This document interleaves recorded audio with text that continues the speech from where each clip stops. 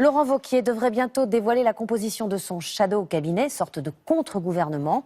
Le président des Républicains compte appliquer une opposition ferme au pouvoir.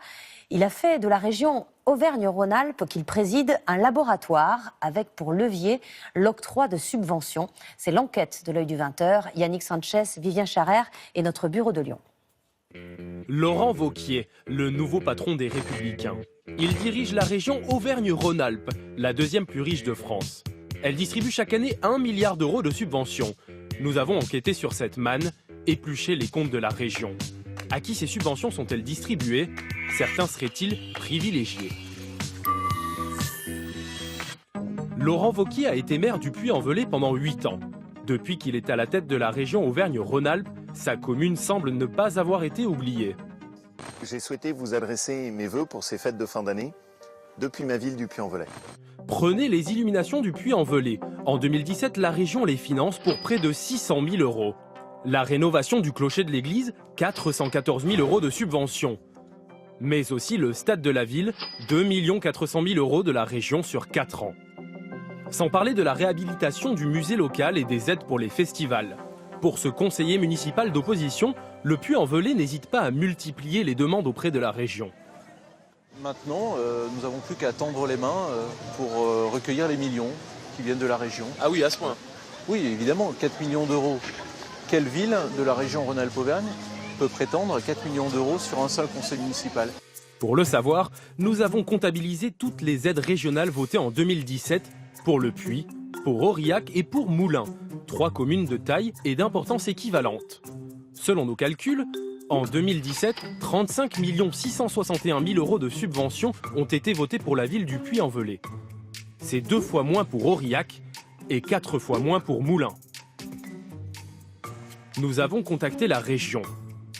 Elle conteste ce calcul, affirmant que toutes ces dépenses sont difficilement comparables et qu'il faudrait retirer les dépenses relatives au lycée. Elle assure renforcer la solidarité territoriale avec les départements les plus défavorisés de la région et qu'il est faux de parler d'un favoritisme dont bénéficierait le Puy. Quant à l'actuel maire de la ville, il reconnaît, selon ses propres mots, être sous les robinets de la région, mais réfute tout traitement de faveur. Quand on demande des financements à la région, en fait, on monte des projets, on monte des dossiers. Après, moi, je ne sais pas ce qui se passe à Moulins, moi, je ne sais pas ce que font mes collègues maires des autres villes. Ça veut dire que pour cette année-là, le Puy, la Haute-Loire, la communauté d'agglomération du Puy a déposé plus de dossiers que les autres collectivités.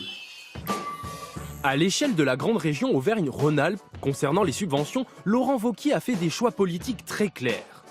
Parmi les gâtés, l'enseignement privé catholique. En 2016, il a reçu environ 9 millions d'euros, 40% de plus qu'en 2015. Les chasseurs ont signé avec la région un contrat de 3 millions d'euros de subventions. En revanche, l'aide reçue par la FRAPNA, une association écologiste, a baissé entre 2015 et 2016. Elle a perdu 25%. Même sort réservé au Centre d'information sur les droits des femmes. Sa subvention a chuté à 743 000 euros, moins 25%. Une répartition assumée par la région qui souhaite utiliser différemment son argent. Nous avons dans cette région des associations sur la défense des droits des femmes, sur la lutte contre les violences, qui avaient une part excessive de dépenses de fonctionnement et qui avaient des actions extrêmement réduites.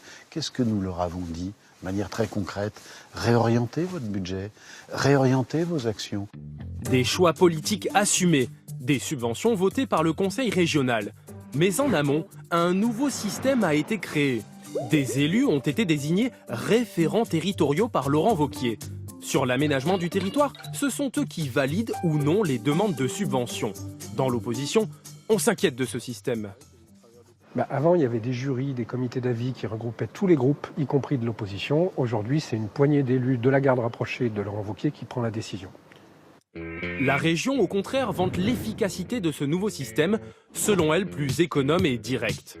Bilan complet dans 4 ans, à la fin du mandat.